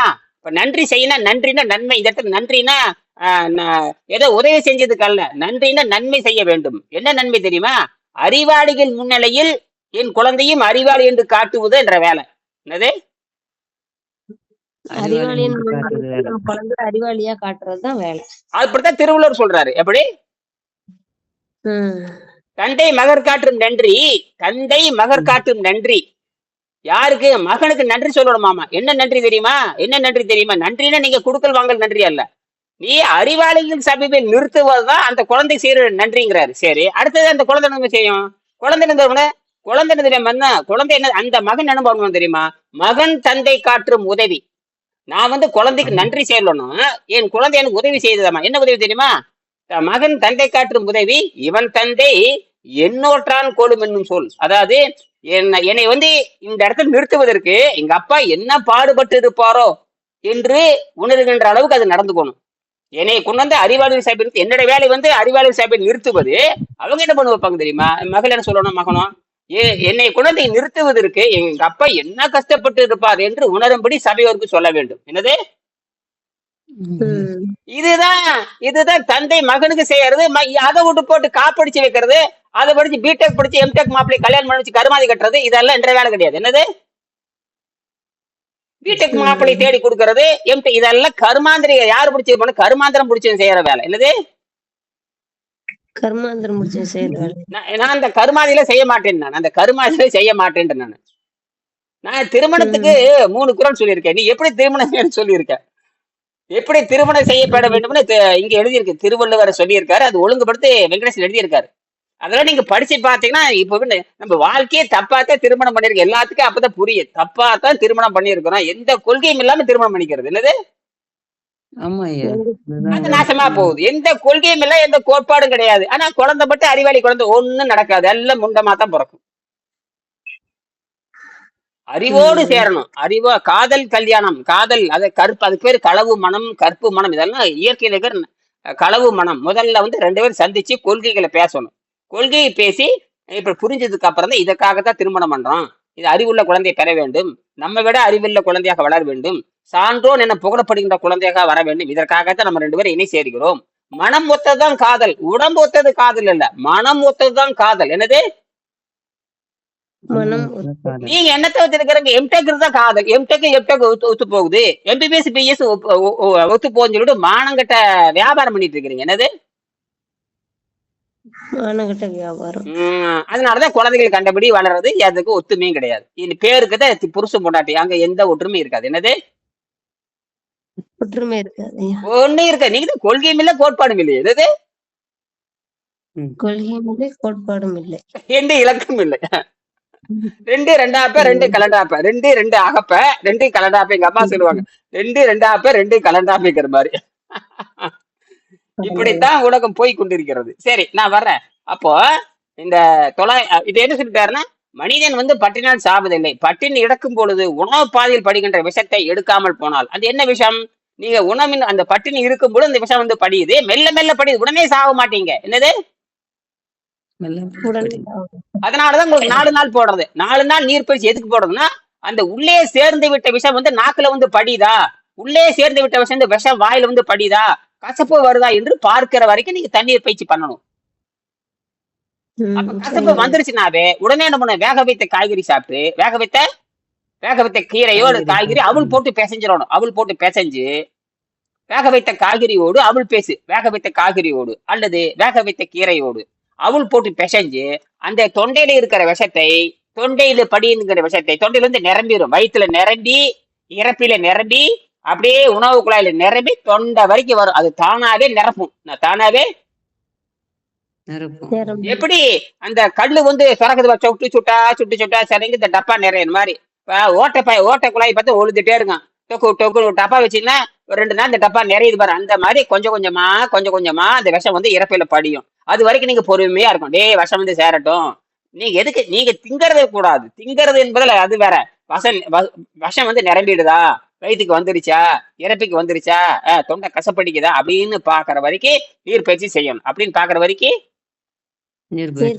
அப்பதான் இந்த விஷத்துக்கு வந்து வயிற்றுல வந்து நிரப்பிட்டே இருக்கும். இறப்பில வந்து நிரப்பி அப்புறம் நேர இறப்பில இருந்து அப்படியே மேல எந்திரிச்சு தொண்டைக்கு அப்ப வரப்ப என்ன பண்ணணும், உடனே போய் என்ன பண்ணிடணும், வேக வைத்த காய்கறி வச்சு கொஞ்சம் அவள் போட்டு பிசைஞ்சு சாப்பிட்டீங்கன்னா அது தொண்டையில இருந்து அப்படியே உணவு குழாயில போய் இறப்பில் இருக்கிற விஷத்தை எல்லாம் கூட்டிட்டு சிறுகுடலுக்கு போய் பெருங்குடலுக்கு போய் இழுத்து விட்டுரும். பெருங்குடல் போனதுக்கு அப்புறம் அந்த மலமா மாறி வெளியேறிடும். இதுதான் சுருக்கமான வைத்தியம், இதான் சுருக்கமான வைத்தியம். இப்படி பண்ணிட்டே இருந்தீங்கன்னா உங்க அடி மேல் அடி வச்சா அம்மியே நகரும். நேத்து வலிக்குது, நீங்க இப்ப வலி மாறிச்சுங்கிறீங்க. இது மாறி இதுதான் வந்து விஷம சாந்தி. இந்த விஷம சாந்தி நேரத்தில் பொறுமையும் நிதானமையும் வேண்டும். உங்களை ஒரு நாள் மொழிப்பட்டி போற எப்ப வேணா நீங்க பயிற்சி தொடங்கலாம். என்ன சைவ உணவு சாப்பிட்டா முடிஞ்சிருச்சு, அவ்வளவுதான். இது என்ன பெரிய விஷயம்? உணவு பழக்கத்தை எப்ப வேணாலும் வச்சுக்கலாம். உணவு பழக்கத்துக்கு ஆரோக்கியத்துக்கு சம்பந்தம் இல்ல. ஆகையினால சுத்தப்படுத்தி பார்த்துக்கிட்டு அதுக்கப்புறம் இது சரியா தவறான்னு நீங்க சரி பார்த்து கொள்ளலாம். சைவம் சாப்பிட்டா என்ன பண்ணும், அசைவம் சாப்பிட்டா என்ன பண்ணும், அப்பதான் அசைவம் சாப்பிட்டு பார்க்கணும். சுத்தமானதுக்கு அப்புறம் தான் உடம்பு என்ன பண்ணுது பார்க்கணும். இப்ப என்ன பண்ற, சுத்தப்படுத்துற வேலையில கவனம் செலுத்தினா தான் அது உள்ள இருக்கிற கிருமிகள் என்ன பண்ணும்னா சுத்தப்படுத்துற வேலையை பார்க்கும். நீங்க இளநீர் குடிச்சாலும் கூட அது உணவுன்னு நினைச்சுக்கிட்டு நேரம் இந்த சுத்தப்படுத்துற வேலையை விட்டு போட்டு ரிப்பேர் பார்க்கிற வேலையை விட்டு போட்டு மெக்கானிக்கல் போற இங்க கூடியாந்துருவாங்க. எந்த 100 மெக்கானிக்கல் வேலை செஞ்சுட்டு இருப்பாங்க. நீங்க வயிற்றுக்கு ஓய்வு கொடுத்துட்டீங்கன்னா எந்தெந்த உறுப்பு உள்ள ராஜ உறுப்புகள் விட்டலார்கன் பூரா அங்க போய் மெக்கானிக்கல் ஒரு 1000 மெக்கானிக்கல் அங்க போவாங்க. போய் எல்லாரும் ரிப்பேர் பார்த்துட்டு இருப்பாங்க. கொஞ்சோன்னு ஏதாவது உள்ள போட்டீங்கன்னா அந்த 1000 மெக்கானிக்கல் ஒரே நேரம் இறப்பிக்கு வந்துருவாங்க. எங்க வந்துருவாங்க? கையில இருக்கிற சாமானத்தை அப்படியே அங்க போட்டு வந்துருவானுங்க நேரம் இறப்பிக்கு. அப்ப இறப்பிக்கு வந்தோன்னியா அவர் இறப்பி ரிப்பேர் பார்த்து இறப்பிலிருந்து வெளியில 1000 பேர் அங்க 1000 பேர் 1000 இடத்த 1000 பணி பார்த்துக்கிட்டு இருப்பாங்க. அது அப்படியே முழுசா கெட்டு போய் இறப்பி பாக்குற வேலைக்கு வந்துருவாங்க. போச்சா அத்தனை பேர். ஏதோ ஒருத்தர் 2 பேர் இருந்தா பரவாயில்ல, அத்தனை பேரும் இங்க வந்துருவாங்க. இதெல்லாம் டிஎன்ஏ பண்ற வேலை. இதெல்லாம் ரகசியம், பயங்கரமான ரகசியம். இதெல்லாம் வந்து ஐயா ஐயா தண்ணி கூட அளவாதான் குடிக்கணுமா? ரொம்ப ஆனா தண்ணி அளவா குடிச்சா ரொம்ப நல்லது. அதிகமா தண்ணி போச்சுன்னா கை கால் நடுக்கம் வரும். என்னது? ஓ சரி சரிங்க ஐயா. தண்ணி அதிகமா குடிச்சா கை கால் நடுக்கம் வரும். ஏன்னா ஏன் நடுக்க வருதுன்னா இந்த தண்ணி அதிகமா போச்சு ரத்தத்தை வந்து ரத்தம் கெட்டி இயற்கையான ரத்தம் இருக்கும், இயற்கையான அடர்த்தி இருக்கும். அந்த ரத்தத்தை வந்து தற்காலிகமா நீர்த்து போக வச்சிடும். தற்காலிகமா என்ன ஆகும்? நீர்த்து போச்சுன்னா கைகளை வெடவடன்னு வரும். கை வந்து வெடவட நடுங்க ஆரம்பிக்கும். அப்ப அது என்ன பண்ணும் தெரியுமா? ஒரு கை வந்து கெண்டை பிடிக்கிற மாதிரி இருக்கு. என்னது? இப்படின்னு திரும்புற மாதிரி தெரியும். என்னது? அப்ப என்ன தெரியுமா அர்த்தம்? ஒண்ணும் பயப்பட தேவையில்லை, அது ஒண்ணும் பண்ணாது. அப்ப அந்த நேரத்துல 5 நிமிஷம் 10 நிமிஷம் படுத்து தூங்கிட்டோம்னா அந்த அதிகப்படியான தண்ணீர் சிறுநீர் மூலமாக வெளியேறிடும். என்னது? அப்ப உடனே சரியாயிரும். அல்லது பயப்பட்டீங்கன்னா எலுமிச்சஞ்சாறு புளிஞ்சு குடிச்சீங்கன்னா டக்குன்னு அது போயிடும். எலுமிச்சஞ்சாறு புளிஞ்சு குடிச்சாவோ அல்லது பொட்டுக்களையும் வாழைப்பழம். என்னது? வாழைப்பழம் பூம்பழம் இருக்குல்ல, பூம்பழத்தை எடுத்து பொட்டுக்களை பொடி பொடியா வச்சு அல்ல முழு பொட்டுக்களை வச்சு தொட்டு இப்படி பொட்டுக்களி வாழைப்பழம் சாப்பிட்டீங்கன்னா அந்த கெண்டை புடிச்சது டக்குன்னு விலகிடும். கொஞ்சம் உப்பு சேர்த்துற. இப்ப வாழைப்பழம் கிடைக்கலன்னா பேரிச்சம்பழம் சாப்பிட்டுக்கலாமா? பேரிச்சம்பழம் சாப்பிட்டாலும் அதே வேலை பண்ணும். பேரிச்சம்பழம் வேர்க்கலை சாப்பிட்டாலும் அதே வேலை பண்ணும். பேரிச்சக்கிழமை பொட்டுக்களை சாப்பிட்டாலும் அதே வேலை பண்ணும். எல்லாம் ஒண்ணுதான். சரிங்க. அப்ப அந்த கெண்டை பிடிக்கிறப்போ ஒரு பேரிச்சம்பழத்தையும் பொட்டுக்களையும் போட்டு மென்னு சாப்பிட்டீங்கன்னா இப்ப இன்னைக்கு கூட என்ன பண்ணனா அரை இட்லியுமே கொஞ்சோன்னு ஒரு அரை இட்லியுமே அரை ஊறுகாய் நான் சாப்பிட்டுருக்கேன் இன்னைக்கு. அரை இட்லியும் அரை ஊறுகாய் சாப்பிட்டுருக்கேன். அரை ஊறுகாய். இது வந்து என்னுடைய பழக்கத்துக்கு வச்சிருக்கேன். என்னது? என்னுடைய பழக்கம் வச்சிருக்கேன். அது ஏதோ ஒண்ணு ஒரு பழக்கத்துக்கு இன்னைக்கு சரி. இன்னைக்கு என் பக்கத்து விட்டு இட்லி சொல்ல காக்காய்க்கு இட்லி வச்சிருந்தாங்க. நான் என்ன பண்ணா அந்த இட்லி அரை இட்லி எடுத்துட்டு வந்துட்டேன். அரை இட்லியே உண்மையை சொல்றீங்களா? ஆமா. சுடுகாட்டுக்கு போனாக்கா அங்க இருக்கிற சுடுகாட்டுக்கு போனான்னு வச்சுக்க. சுடுகாட்டு போவேன். சுடுகாட்டுக்கு போறப்ப அங்க தலைமாட்டு அந்த முறுக்கெல்லாம் வச்சுட்டு வந்துடுவோம். முறுக்கெல்லாம் எடுத்துட்டு வந்துருவோம். வீட்டுக்கு வர தின்னுட்டே வருவேன். பாப்பா வீட்டுல இட்லி சுட்டுதுங்களா? யாரோ காக்காய் வச்சாங்க, அதை எடுத்துட்டு நான் 20 வருஷத்துக்கு முன்னாடி அப்பெல்லாம் சுடுகாட்டுக்கு போவேன். அப்பெல்லாம் சுடுகாட்டுக்கு இந்த மண்டை வீடு எடுத்துட்டு வருவேன். மண்டை வீடு இருந்து அப்படியே தட்டி விளையாடுறதுக்கே எடுத்துட்டு வருவோம். அந்த 7 மணி எடுத்து அப்போ அங்க தலைமாட்டுல முறுக்கெல்லாம் வச்சிருப்பாங்க. முறுக்கு, காசு, அப்புறம் வெத்தலை இதெல்லாம் வச்சிருப்பாங்க. 1.25 ரூபா வைப்பாங்க. 1.25 ரூபா வச்சிருப்பாங்க. அப்புறம் முறுக்கு வச்சிருப்பாங்க. பொறிகள் எல்லாம் வச்சிருப்பாங்க. அந்த பொறிகடலை முறுக்கு ரொம்ப வசதியா இருக்கும். பொறிகள் எடுத்துட்டு முறுக்கு எடுத்துட்டு அந்த 1.25 ரூபா அப்பெல்லாம் 1.25 ரூபா இருந்துன்னா 100 ரூபா சமம். 1.25 பைகளை போட்டுட்டு ஆமா அப்ப எடுத்துட்டு ஜாலியா விளையாண்டு பொறிகளை சாப்பிட்டு வருவோம். அத புணத்தை பேட்டுக்கு போனோமா எப்பயும் எனக்கு தெரியும். கரெக்டா பாத்துட்டே இருப்பேன். 10 நாளைக்கு இருக்கு 4 செட்டு சேர்ந்து போறதான் போய் சுடுகாட்டுல போய் தேடுறது. எவடா புதுசா சேர்த்திருக்கான்னு பாக்குறது. அங்க புதுசா சேர்த்து நாங்க எல்லாமே காசு எல்லாம் இருக்கும். என்னது? மத்தவங்க சொல்லுவாங்க, ஐயோ காசு எடுத்துட்டு வந்துடாதே பேய் பிடிக்க போட. மனுஷன் தான் பேய், பெரிய பேய். அந்த அந்த பேய் நான் தான் பேய். அப்புறம் இந்த காசு எடுத்துட்டு நான் வந்துருவேன். ஆமா. அந்த வர்ற வழியில ஐஸ் வாங்கிட்டீங்களா? என்னது வர்ற வழியில ஐஸ். அப்ப 10 பைசா தான் ஐஸ், 5 பைசா 10 பைசா. அங்க 1.25 வச்சுங்க, எத்தனை ஐஸ் எடுத்துக்கலாம் பாருங்க. எல்லாரும் ஐஸ் ₹1 எடுத்துட்டு வந்தா எல்லாத்துக்கும் ஐஸ். 10 பைசா ஐஸ், எல்லாத்துக்கும் ஐஸ். காசு சும்மா கிடக்குது. காசு வீட்டுல கிட்ட தர மாட்டாங்க. ஐஸ் வாங்கி தெரிஞ்சவ அரை உழுகு. திடீர்னு ஐஸ் வாங்கி திக்கிறியா அப்படியே அரை உழுகு. காசு கிட்ட தர மாட்டேன். நேரம் சுடுகாட்டு போனா நாங்க ₹1.25 கிடக்கும். எடுத்துட்டு ₹1.25 கரெக்டா கிடக்கும். எப்போ ₹1.25 வெத்தலையோட இருக்கும். எடுத்து சாப்பிட்டு வர வேண்டியது என்னென்னமோ இருக்கும். கிடக்கு மாலை எது இளவா இருக்கும். இதெல்லாம் அப்புறம் பணம். அப்ப என்ன தெரியுமா, பனம்பழம் பொறுக்கு போவோம். என்னது பனம்பழம்? ஆமாய்யா, சுட்டு சாப்பிடுவாங்க. அந்த பனம்பழம் பொறுக்கும் போறப்ப இந்த பழக்கம் பழக்கணும். ஓ, அப்ப அடிக்கடி கண்டுபிடிச்சிருந்தாங்க. அப்ப ஐஸ் வாங்கி திக்கிறதுக்கு வாரத்துக்கு இருக்க சுடுகாடு. அப்ப எப்படி வாரத்துக்கு 4 பேர் செத்து போயிடுவாங்க இல்லையா? அந்த அங்கதான் பணமெல்லாம் அடிக்க. அந்த புது பணம் எங்க இருக்குன்னு பாப்பா. அங்க புது பணம் எங்க வந்து மேல அந்த அந்த பாடையை பார்த்தா கண்டுபிடிச்சிடலாம். பாடை புதுசா இருந்தாவா சரி காசு இருக்கு. கண்டாப்ப அந்த தலைகடையில காசு மாலையெல்லாம் இருக்கும்ல புதுசா. ஆமா, அதுல பிற முறுக்கெல்லாம் தொங்க விட்டுருப்பாங்க. என்னது ஐயா, உண்மையாலுமே அந்த முறுக்கெல்லாம் சாப்பிட்றீங்களா ஐயா? சாப்பிட்டங்கிறத சொல்றேன். ஐயா, அது முறுக்கு தானே. அது என்ன முறுக்கு தானே? மனுஷன் சுட்டுறது தானே? பேய் சுட்டுறதான்னு கேக்குறேன். எங்களுக்கு சுடுகாட்டு பக்கத்துல போனாலும் பயமா இருங்க ஐயா, அந்த வழியா போனாவே. எங்களுக்கு சுடுகாடு விளையாட்டு பள்ளிக்கூடமே. எங்களுக்கு அதுதான் எங்க விளையாட்டு மைதானமே சுடுகாடுதான் எங்களுக்கு. புரியுதா? அதனால சிறுசில சுடுகாடுனா எங்களுக்கு ஒரு சாதாரண மாதிரி. அது மார்க்கெட்டுக்கு போற மாதிரி. என்னது காய்கறி வாங்கிட்டு வர்ற மாதிரி. எங்களுக்கு சுடுகாடுனாலே அது விளையாடுற இடம். எங்களுக்கு சுடுகாடுனா கோணப்புளிங்க பொறிக்க போறதுன்னா சுடுகாட்டுலதான் இருக்கு. புத்தி சுடுகாடு, அப்புறம் பள்ளம். இங்க பள்ளத்துலதான் அவங்க புதைப்பாங்க. பள்ளம் அப்புறம் தண்ணி ஓடிட்டே இருக்கு. பள்ளத்துல புதைப்பாங்க. சுத்தி பனைமரம் இருக்கு, கோணப்புளிங்க மரம் இருக்கு, எல்லாமே இருக்கு. இதெல்லாம் ஒரு இயற்கை சார்ந்தது. இது ஒரு சாதாரண நிகழ்வு. மனுஷன் செத்தப்ப நான் அதை வந்து வீட்டுல வச்சு நம்ம உப்பு கண்டமா போட முடியும்? தூக்கி போட்டுருவாங்க. சரி, அப்போ 4வது படத்துல எடுங்க. 4வது படத்தை முடிச்சு நேரமாச்சு. 4வது படத்தை எடுங்க. 4வது படத்துல 950. அப்ப அந்த பட்டினியால் மனிதன் சாவதில்லை. பட்டினி கிடக்கும் பொழுது உணவு பாதையில் படுகின்ற விஷயத்தை எடுக்காமல் போனால் அந்த விஷயம் வளர்ந்து கொன்றுவிடும். என்ன விஷயம்? பழைய மருந்து, அப்புறம் ஸ்டார்ச் என்கிற மாவு, கொழுப்பு என்கிற தின்ன கொழுப்பு, அப்புறம் பழைய மற்றும் சில விஷயங்கள் வந்து படியுது. அந்த படிதல் வந்து மெல்ல மெல்ல படிஞ்சுதான் அவனை கொள்ளும். அப்ப தினம் படிக்கிற விஷயத்தை தினம் எடுக்கிற மாதிரி உணவு பழக்கத்தை வச்சுக்கணும். என்னது? தினம் படிக்கின்ற விஷயத்தை தினம் எடுக்கிற மாதிரி உணவு பழக்கத்தை வச்சுக்கணும் ஐயா. அப்படி வச்சுட்டீங்கன்னா நோய் போயிடும். அப்படி வச்சுட்டீங்கன்னா நோய் போயிடும். அப்படின்னா ஒரு வேளை சாப்பிட்டோம்னா 6 மணி நேரம் தண்ணியை குடிச்சு வெளியே எடுக்கணும். அப்படி எடுக்கணும். இந்த அப்ப பசி மந்தமாயிருது இல்லையா? பசி என்ன ஆயிருது? பசிக்கிற உணர்வு போயிட்டா எதுவுமே பண்ணக்கூடாது. என்னது? எதுவுமே பண்ணக்கூடாது. பசிதான் இல்லைங்க, எதுக்கு திங்கிறீங்கன்னு கேக்குறேன். என்னது? ஆமாய்யா, பசி எனக்கு பசித்தபின் பூஜைன்னு சொல்லிருக்காங்க. அது அந்த அறிவு வேண்டாம் நமக்கு? ஐயா, வெயிட் போடுறதுக்கு மிஷின்ல நின்று கிருகிருன்னு கண்ணை கட்டிட்டு தள்ளுற மாதிரி ஆயிடுச்சு. அப்படியே படுத்துக்கிட்டேன் ஐயா. எப்போ? காலையில ஒரு 12 மணிக்கு ஐயா. திடீர்னு எந்திரிச்சு ஓடுனீங்களா? இல்லையா, பையன்தான் கொண்டாந்து வச்சான். எந்திரிச்சதுல நின்னு அப்படியே கண்ணை கட்டிட்டு டக்குன்னு அப்படியே உக்காந்துட்டேன். ஏன் என்னாச்சு? திடீர்னு மயக்கம் வர மாதிரி ஆயிடுச்சுங்க ஐயா. நிக்க முடியல என்னால. இடுப்பு வலியா? இடுப்பு வலி இல்லைங்க ஐயா, நிக்க முடியல. திடீர்னு மயக்கம் மாதிரி வந்துருச்சு. கண்ணெல்லாம் இருண்ட மாதிரி ஆயிடுச்சு. அப்புறம் எங்க போயிடுச்சு? அப்புறம் அப்படியே படுத்துக்கிட்டேங்க. ஒரு டம்ளர் தண்ணி படுத்துட்டு ஒரு டம்ளர் தண்ணி குடிச்சா அப்புறம் நல்லா இருந்தது. அப்ப என்னென்னமோ பண்ணுது உடம்பு. பண்ணுது. அதான் அனுபவம். இதெல்லாம் அனுபவம் தான்.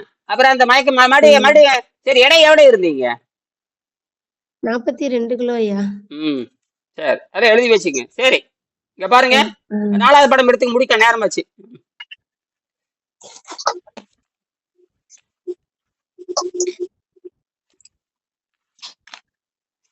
நாலாவது படம் இங்க. அதுல பாருங்க, திருவள்ளுவரும்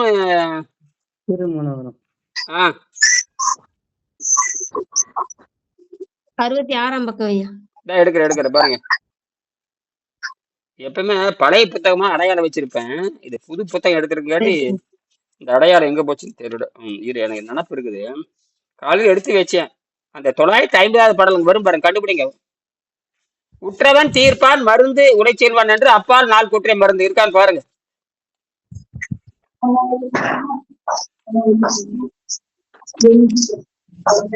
இருக்குதுங்க ஐயா. பாருங்க, கீழே இருக்குது பாருங்க, படிங்க அப்படியே. உற்றவன் தீர்ப்பான் மருந்து உலை செல்வான் என்று அப்பால் நாற்கூற்றை மருந்து. ஆமா, 66ஆம் பக்கம் 66. அதோட நிறுத்துங்க, படவன் படிங்க, நேரமாச்சு. 66ஆம் பக்கம் அப்படியே படிங்க, முடிங்க, நேரமாச்சு. ஐயா மேல இருந்தேவா? அது கீழே இருக்கிறது மட்டும் படிங்க. அப்புறம் நீங்க படிங்க. இரவு 7:30 மணிக்கு நல்லா படிச்சுட்டு எல்லாம் விளக்கம் சொல்ல. எல்லாரும் படிச்சுட்டு வந்து விளக்கம் சொல்லணும் சொல்றதே இல்லை, மறந்துடுறீங்க. இதையாவது நீங்க படிங்க, புரியுதா? சரி, படிங்க படிங்க. எங்க திருக்குறள் படிச்சாச்சுங்க ஐயா. அதுக்கு மேல இருக்கிற விளக்கம் படிங்க. விளக்கம் சொல்லுங்க. விளக்கம் வள்ளுவர் அந்த விளக்கத்தை வந்து புதுமையான விளக்கம். உலகத்திலேயே வந்து மருத்துவர்கள் வந்து நம்ம யமன் மாதிரி இருக்கிறார்கள் அப்படிங்கிறதுக்கான விளக்கம் வள்ளுவரே சொல்லிட்டார். மேற்கண்ட குறளில் கூற்று என்ற சொல்லுக்கு யமன் என்று பொருள். அதை பரிமேல் அளவர் கூறு என்று தானாகவே மாற்றிக்கொண்டு தன் சொந்த அர்த்தத்தை கூறுகிறார். யார் பண்ண தப்பு? வாத்தியார் பண்ண தப்பு. என்னது? வாத்தியார் என்ன பண்ணிட்டாங்க தெரியுமா? கூற்று என்று சொன்னாலே யமன் என்று பொருள். கூறு என்பது வேற, கூறு வேற. கூறுனா பிரிவுன்னு அர்த்தம், கூட்டுனா யமன்னு அர்த்தம், புரியுதா? இப்ப காய்கறி கூறுன்னு சொல்றோம் இல்லையா? காய்கறி கூறுங்கிற ஒரு கூறு எத்தனை வேலைன்னு கேக்குறீங்களா இல்லையா? கூறு அப்படிங்கிற. கூற்றுன்னு என்ன தெரியுமா? கூற்று அப்படின்னா வாக்கியம், கூற்றுனா சொல்லு, கூற்றுனா யமன் அர்த்தம். இந்த இடத்துல கூற்றுனா யமன். இப்ப மருந்து கொடுத்து சாகுறீங்க, யமன் தானே அது? மருந்து குடிச்சு செத்து போயிட்டேன்னு சொல்றீங்களா இல்லையா? மருந்து குடிச்சான் செத்து போயிட்டான். எப்படி செத்தாரு? மருந்து குடிச்சு செத்து போயிட்டானுங்க. என்னது? மருந்து குடிச்சு இறந்துட்டாங்க. அததான். அப்ப மருந்துல கூற்றுன்னு வந்தாவே என்ன பொருள்? மருந்து சாப்பிடுறவன் யமனா, மருந்து சாப்பிடுறவன் சாவான்னு அர்த்தம். மருந்து சாப்பிடுறவன் அதுதான் நீங்க, அதுதான் நானு. இப்ப நம்ம மருந்தே வேண்டான்னு வள்ளுவர் சொல்லியிருக்காரு இல்லையா? அதான் இந்த இடத்துல யார் யமன் வர்றாங்க? 4 யமன் வர்றாங்க. உற்றவன் என்றால் நோயாளி, தீர்ப்பவன் என்றால் டாக்டர் மருத்துவன், அப்புறம் மருந்து என்றால் மருந்து, உழைச்செல்வான் என்று சொன்னால் மருந்தையே பின்பற்றிட்டு போறது. யாரே கலைநிலா மாறி, யாரே பிறநிதல் மாறி, யாரே பரமேஸ்வரி மாறி. கடைசியில் எங்க போய் சேருவீங்க?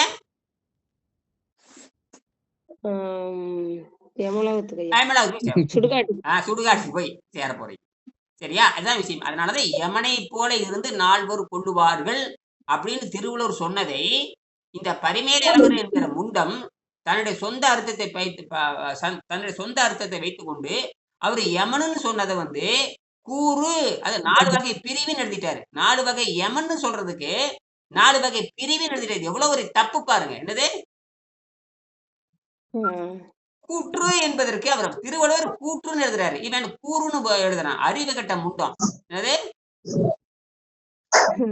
அறிவு கட்ட முண்டம். தமிழ் படிச்ச முண்டம் திருவள்ளுவர் வந்து 4 கூற்றுன்னு எழுதுறாரு. 4 கூற்று என்று சொன்னால் யமன் என்று பொருள்.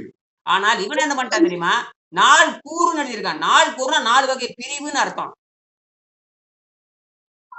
எப்ப எழுதியிருக்காங்க? 1000 வருஷத்துக்கு முன்னாடி இந்த பரிமேல் ஒரு யமகண்டம் அந்த தண்ட முண்ட தப்பாக புரிஞ்சுக்கிட்டு தமிழவே நாசம் பண்ணிட்டு போயிடுது. தமிழவே நம்ம மருத்துவரா மாற வேண்டியதை வந்து நம்மளோட யமலோகத்துக்கு அனுப்பிச்சு வச்சேன்னு இந்த பரிமேல் அழகர் தான். இத புரியறதுக்கு வெங்கடேசனுக்கு 50 வருஷம் ஆயிருக்குது. அவரு 20 வருஷத்துல படிச்சாரு. கடைசியில 55வது வயதுல தான் இந்த திருக்குறளுக்கு அர்த்தமே தெரிஞ்சிருப்பாரு. 35 வருஷமா அவருக்கு புரியல. என்னது? 35 வருஷமா புரியல. இத பத்தி படிச்சுட்டு வாங்க, நம்ம இரவு பேசுவோம். நன்றி ஐயா. நான் முருங்கைக்கீரை பொரியல் சாப்பிட்டோம் ஐயா, மாலை சாயந்தரம். நீங்க நீட்டுக்கே முடிஞ்சா நீட்டுங்க, முடியலன்னா உங்க விருப்பம் செய்யுங்க. கீரை மட்டும் சாப்பிடணும் போல இருக்குது ஐயா, முருங்கைக்கீரை பொரியல் மட்டும். நீட்டுக்கே முடிஞ்சா முன்னீட்டீங்க. அப்ப நீங்க தான் முடிவு எடுக்கணும். என்னது? சரிங்க ஐயா. முடிவு எடுத்துட்டு சொல்லுங்க. நீட்டுக்கே முடிஞ்சா நீட்டீங்க, இல்லைன்னா முடியும். வாயில கசப்பு இருக்கான்னு பாருங்க. தொண்டையில கசப்பு இருக்கா? இருக்கு ஐயா, வாய் கசப்பாதான் இருக்கு. வாந்தி வர்ற மாதிரி இருக்கா? இல்ல ஐயா, அதெல்லாம் இல்ல. வாந்தி வர மாதிரி இருந்தா நீரை குடிச்சு அருந்துங்க, அல்லது வந்து எலுமிச்சாரை குடிச்சு தள்ளி போடுங்க. ஒண்ணா தண்ணீர் குடிச்சு சரி. விட்டுருங்க, இல்ல எலுமிச்சை மரத்தை போட்டு சரிங்க. சாப்பிடுங்க. சாப்பிட்டு தள்ளி போடுங்க, திரவாகத்தில் தள்ளி போடுங்கிறேன். சரிங்க ஐயா. அப்புறம் கண்டிப்பா. முடியலைன்னா வாந்தி வர மாதிரி தானே இந்த கீரையை வச்சு முடிச்சு விடுங்க. கீரையை வச்சு கீரையை போட்டு அவள் போட்டு சரிங்க. கடிச்சு சாப்பிட்டீங்கன்னா அந்த அந்த வாந்தி கீழே போயிடும். சரிங்க ஐயா. ஏன்னா உங்க உடம்பு சிறுநீர்ல வந்து ஐயா மருந்து வாசனை வருது ஐயா. சிறுநீர் போனா மருந்து வாசனை வருது ஐயா. ஆஹ் மருந்து மருந்து மாத்திரை. மருந்து ஓல்டு மெடிசின் மருந்து மாத்திரை நாத்தம்லாம் வருது. ஆமா, ஆஹ் நேத்துல இருந்து வருது. இத பதிவு பண்ணுங்க. இத பதிவு பண்ணுங்க. இந்த பதிவு என்ன பண்றீங்கன்னா, ஒரு தனி வீடியோவுல இந்த மாரி சிறுநீர் 1 நிமிஷம் வழக்கம் போல 1 நிமிஷம் பேசி அனுப்புங்க. என்னது? வழக்கம் போல நைட் அனுப்புறேன் ஐயா. அனுப்புங்க. இந்த மாரி இருந்தது. இப்பதான் நாத்தத்தோட வெளிய போகுது. இதுதான் உதவி செய்யணும். அப்ப என்ன பண்ண பேசாம தண்ணீரை குடிச்சிட்டு பேசாம படுங்க. அந்த காய்ச்சல், அந்த தலைவலி, அந்த நோயி, ஆன்டிபாடி, ஸ்டீராய்டு எல்லாம் வெளிய போகுது. வெளியெல்லாம் போகுது. அதெல்லாம் போக போக காய்ச்சல் வந்தது போக வைக்கும். காய்ச்சல் வந்து போக வைக்கும். காய்ச்சல் வந்து போக வைக்கும். எப்படி சாம்பல் நிறமா போய் இப்ப நாற்றத்தோட போகுது பாருங்க. என்னது? மருந்து தான் வாட வருது. எப்படி மருந்து வாட. மருந்து வாட வருதுன்னா, இப்ப மருந்தே சாப்பிடுங்க. ஆனால் மருந்து வாட வருதுன்னா, உள்ளே சேர்ந்து விட்ட விஷத்தை இப்பதான் அது என்ன பண்ணுது? கிளப்ப ஆரம்பிக்குது. இதை நீங்க பயன்படுத்தி முன்னேறுங்க. சரிங்களா? வச்சார். சரிங்க ஐயா. சரிங்க ஐயா. நன்றி ஐயா.